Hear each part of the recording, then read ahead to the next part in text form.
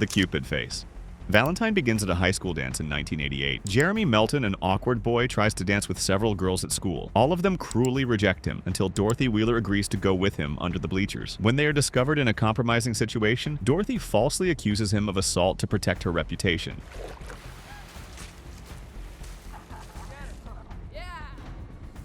Jeremy is brutally beaten by the other boys and then sent to a rehabilitation institution. The trauma of that night marks the beginning of a resentment that never goes away. 13 years later, the girls involved in that episode begin to be murdered, always right before Valentine's Day. The killer wears a striking disguise, a dark trench coat, and a white Cupid mask. Each attack is preceded by Valentine's Day cards with disturbing messages, Jeremy Melton's initials. Throughout the movie, we keep asking ourselves, who is Jeremy Melton now? Rumors suggest he went through plastic surgery, meaning he could be anyone around the protagonist. Kate Davies, the only girl who was kind to Jeremy in the past, tries to uncover who is behind the mask. At the film's climax, during a Valentine's Day party at Kate's family mansion, the killer finally corners her. She is attacked by the masked figure. Her boyfriend, Adam Carr, a kind, understanding, and seemingly perfect man, shows up armed and shoots the killer. Adam carefully approaches and removes the mask. The revealed face is Dorothy Wheeler, the same girl who betrayed Jeremy as a child. For a moment, the movie makes you believe the villain has been defeated, that Dorothy, consumed by guilt and a secret she carried for years, had become the killer. Adam hugs Kate, comforting her as she cries in relief. He is the hero. He saved her. But then, as he holds her, the camera slowly focuses on his face. Blood begins to drip from his nose, the same symptom Jeremy Melton had as a child when he got nervous. The movie cuts to the credits without giving answers. The Cupid mask was used to frame a victim. Dorothy likely killed and dressed in the costume to divert final suspicions. Meanwhile, the real monster had been unmasked the whole time, right in front of our eyes. The doll face.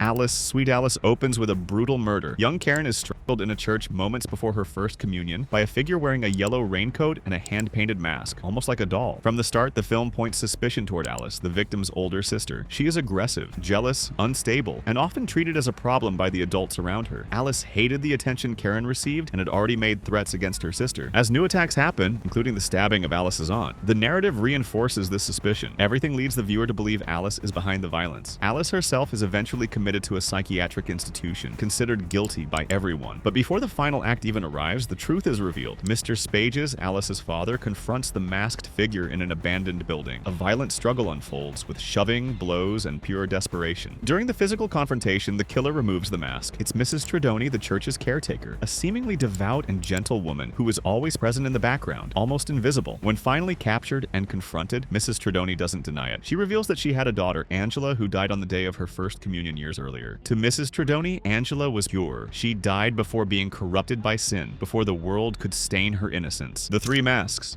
The Strangers follows Kristen and James, a couple spending the night in an isolated house. That's where three masked figures appear without warning. The man in the mask, wearing a dirty cloth sack, dollface with a porcelain doll mask, and the pinup girl. They don't attack right away. They just watch, entering and leaving the house as if the space already belongs to them. That's where the terror comes from, the feeling that they could kill the couple whenever they want. When the couple is finally captured, tied up, and placed in front of the intruders, Kristen asks the only question that matters. Why are you doing this to us? Because you were home. There is no deeper reason, no personal revenge, just the cruel randomness of being in the wrong place at the wrong time. And then the movie does something few horror films dare to do. The three strangers stand in front of the couple and slowly begin to remove their masks. But the film never clearly shows their faces. Their identities remain irrelevant. In the first movie, the masks barely come off, and when they do, it doesn't matter. But in the sequel, The Strangers, Pray at Night, the approach changes. Here, the same killers return to attack a family in an isolated trailer park. More specifically, the siblings Luke and Kinsey. This time, the movie finally reveals the killer's faces. First, Luke confronts Pinup Girl and almost unmasks her, but she wakes up, forcing Luke to finish her off. Before things calm down enough for us to see her face, the man in the mask appears and kills the boy. After that, Dollface becomes the first to be fully unmasked. After an agonizing confrontation with Kinsey, she is shot. The revealed face belongs to a young, blonde, attractive woman, completely ordinary, someone you could see anywhere. Kinsey, desperate, asks, Why are you doing this? Why not? In the end, everyone in this movie is just insane. The man in the mask is blown up inside a car by the girl, and his face appears burned with only pieces of the mask left, the cloth mask.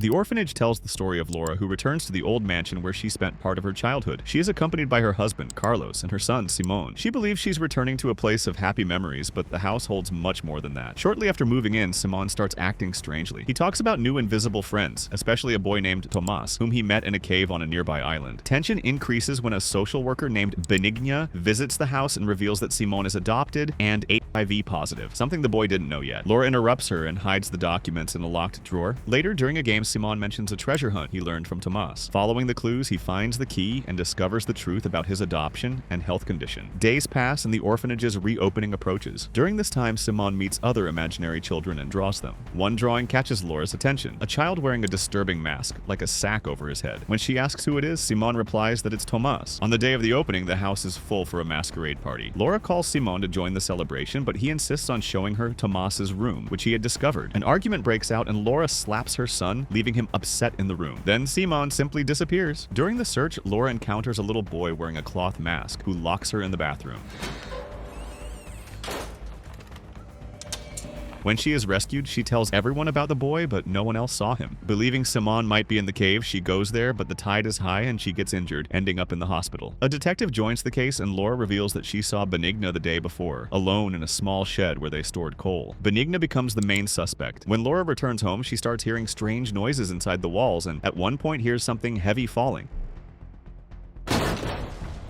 6 months pass with no news of Simon, but Laura and Carlos refuse to give up. During a visit to town, they spot Benigna, who, realizing she is being followed, is run over. They then discover she was not a social worker, but a former employee of the orphanage back when Laura was a child. Benigna had a son named Tomas who lived there, a deformed boy who wore a sack over his head to hide his face. Weeks after Laura's adoption, the children were playing in the cave and removed Tomas's mask, daring him to come out without it. He didn't have the courage. The tide rose and he drowned. Desperate since this information leads nowhere, Laura asks a medium for help in a seance that leads to nothing. The next morning, with Carlos away, Laura investigates the shed and finds the remains of the orphanage children inside the coal sacks. Benigna poisoned them to avenge her son's death, which is why she returned to the place, trying to get rid of the bodies. The police arrive and Carlos begs them to move away, but Laura insists on staying for 2 more days. She rearranges the entire orphanage exactly as it was in her childhood, hoping to summon the children and ask for help. When that doesn't work, she remembers the treasure hunt Simon said he learned from Tomas and starts playing through the house. The living room door opens and with each knock on the walls, more children appear and start running. Laura follows one of them to a room under the stairs. There she finds a doorknob belonging to a hidden door. When she enters, Laura is shocked. She finds Simon alive. That was Tomas's secret room, but she soon realizes something is wrong. She is holding only a blanket. Looking toward the stairs, she sees the broken railing. There she finds Simon's body. She then realizes that on the day he disappeared, she herself accidentally blocked the door to that hiding place when equipment fell and she pushed it into the closet. The noises in the walls were Simon trying to get out, and the loud crash she heard was him falling down the stairs and breaking his neck.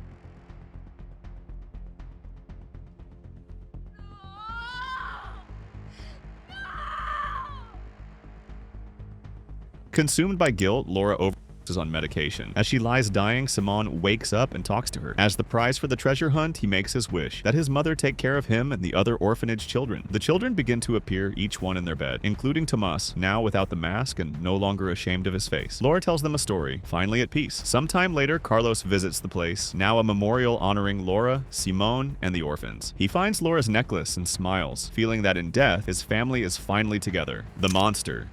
In the funhouse, 4 teenagers decide to spend the night hidden inside a carnival funhouse attraction, but what starts as a prank quickly turns into a nightmare. Among the park workers, there's a mysterious figure, a big, silent man who wears a Frankenstein monster mask to move between attractions and scare visitors. At first, the mask seems like it's just part of the show, a disguise meant to entertain and freak people out, but that doesn't last for long. Hidden away, the teenagers witness something they were never supposed to see. The masked man, whose name is Gunther, goes to Madame Zena, the park's fortune teller, paying for an intimate encounter behind the scenes of the attraction. During the act with Madame Zena, something goes wrong and she starts laughing at him in a hysterical, cruel way. In a burst of rage, the monster strangles her to death. Humiliated and furious, Gunther runs backstage inside the attraction. There he finds his father, Barker, the cruel and abusive owner of the amusement park. A violent argument explodes between father and son. Barker scolds Gunther with contempt, treating him like defective property. In a surge of anger, frustration, and built-up pain, Gunther violently rips the Frankenstein mask off his own face. What appears underneath isn't a normal human face. The monster has severe deformities, features that explain why he always hid behind the disguise. After he reveals himself to his father, everything escalates completely. Barker, cold and practical, orders Gunther to get rid of the witnesses, the 4 teens who saw Madame Zena's murder. What was a night of messing around turns into a deadly hunt. While the group is distracted, a skeleton suddenly appears, startling them. In that instant, a rope drops from above, tightening around Richie's neck and pulling him upward. Moments later, someone approaches the group in a moving cart. Believing it to be the monster, Buzz swings an axe, but instead he strikes Richie, who is still hanging there. The confusion turns fatal, and Richie becomes the first victim of the night. With the group getting smaller and smaller, the escape attempt turns into pure desperation. In the chaos, the teenagers split up again. Liz falls behind. Alone, disoriented, and surrounded by the funhouse darkness, she tries to fight back. In one last act of resistance, Liz manages to stab Gunther, but he gets the weapon back and kills her brutally. From that moment on, only Amy is left. In the final confrontation, Amy fights for her life.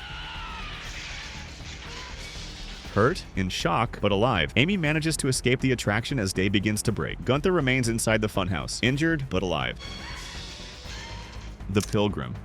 In Thanksgiving, for most of the movie, the killer is known only as John Carver, a figure dressed like a Puritan pilgrim, wearing a black hat, colonial clothes, and a striking mask. The killer doesn't completely hide. He stages his murders like themed performances. Each killing is grotesque and symbolic, tied to Thanksgiving. As the crimes pile up, the movie builds a careful game of suspicion. Multiple characters seem to have motives, ambiguous behavior, and connections to the traumatic event that kicked off the violence, the Black Friday disaster that happened exactly 1 year earlier. That night, a crazed crowd stormed into a store, causing violent chaos that resulted in deaths and serious injuries. The incident was filmed, went viral, and was never fully resolved, leaving deep scars in the community. In the final act, when the hunt is close to ending and the last victims are cornered, the truth is finally revealed. Behind the disguise is Sheriff Eric Newland, the very authority responsible for investigating the murders, and the one who always seemed one step ahead. Newland reveals with terrifying calm that he was having an affair with Amanda, Mitch's wife, Mitch being the manager of the Right Mart store. During the Black Friday chaos, she was trampled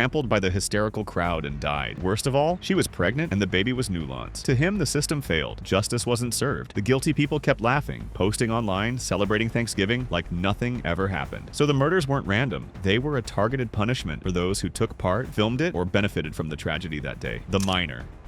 In My Bloody Valentine, a small mining town was shaped by tragedies from the past. During a Valentine's Day celebration in 1961, the mine supervisors abandoned their post to go to the party, neglecting safety protocols. Because of that, a methane explosion trapped 5 miners in the tunnels. When rescuers finally arrived weeks later, only one had survived, Harry Warden. He stayed alive by resorting to cannibalism, eating the bodies of his dead co-workers. The experience destroyed him mentally. A year later, Harry returned during the Valentine's Day party and murdered the 2 supervisors responsible for the negligence, ripping out their hearts and placing them in decorated chocolate boxes. Before being committed to a psychiatric hospital, Harry left a clear warning. If Valentine's Day was ever celebrated again in the town, he would come back to kill. The town obeyed, and for 2 decades, there were no celebrations. But now, in 1981, guess what? The town's young people throw a Valentine's Day dance, ignoring the older folks' warnings. And then the murders start again. Victims are found in the mine tunnels, in laundromats, in bars, always in the same brutal way, with their hearts torn out. The killer wears a full miner outfit, dark coveralls, boots, a helmet with a headlamp, a gas mask fully covering the face, and he carries a pickaxe as his signature weapon. For everyone, the explanation seems impossible, but inevitable. Harry Warden is back. As the body count rises, terror spreads through the town. Suspicion falls on different characters, especially T.J. Hanniger, the mine owner's son, and Axel Palmer, his romantic rival. In the film's climax, the last survivors are chased and cornered deep inside the abandoned mine, the same claustrophobic place where everything began. During the final confrontation in the tunnels, a desperate fight breaks out between T.J. and the killer. The gas mask is finally ripped off by force. The face behind the disguise isn't Harry Warden's, it's Axel Palmer. As a child, Axel witnessed the original massacre in 1962. His father was one of the negligent supervisors, and Harry Warden murdered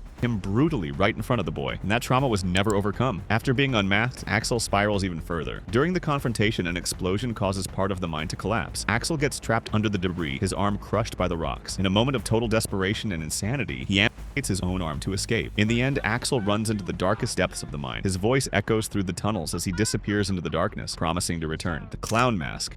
Right in the first minutes of Halloween, we get one of the most iconic moments in the franchise. The film begins in a way that feels almost subtle today, but was absolutely shocking to people watching back then. The camera takes on a first-person perspective. Someone slowly moves toward the Myers house, watches through the window, seeing Judith Myers and her boyfriend without being noticed. We still don't know who the observer is. We only know they're there, breathing, watching. The figure circles the house, slips in through the back door, crosses the kitchen in silence, and grabs a large kitchen knife. After the boyfriend leaves, the observer goes upstairs, then picks up a Halloween clown mask that was lying on the floor. Judith is sitting in front of the mirror brushing her hair, completely unaware, when suddenly she's attacked over and over for no reason. The parents arrive home. The father runs up to the figure standing in the middle of the street and rips the mask off their face. And then, for the first time, the camera pulls away from the first-person view. The face revealed isn't an adult monster's. It's a little boy with a calm face, but completely empty eyes. His name? Michael Myers. He just stands there, holding the knife he just used to kill his own sister. The pig mask. During the first 2 movies in the Saw franchise, the audience learned to respect one basic rule. No matter how cruel Jigsaw's games were, there was always a way out, a logic, a lesson to be learned. In the first film, that logic felt absolute, and it was embodied by Amanda Young, Jigsaw's first survivor, the living proof that his philosophy could work. In the second film, that belief begins to crack. Amanda once again appears to be just another victim, trapped in Jigsaw's game, but the film's final revelation changes everything. Amanda is exposed as the pig mask, already working alongside Jigsaw, no longer merely surviving the games, but helping to enforce them. From that moment on, the pig mask is no longer just a symbol of fear. It has a face, and that face belongs to the franchise's first survivor. Amanda's unmasking in Saw 2 reveals a failure. By Saw 3, that failure becomes undeniable. Already exposed as Jigsaw's accomplice, Amanda no longer believes in redemption. Unlike John Kramer, who still had faith in humanity and designed games with a way out, Amanda creates traps with no escape. She doesn't test people, she condemns them, and not long after, she meets the same fate as those she deemed unworthy. In the end, John Kramer didn't create a successor. He created proof of everything he feared.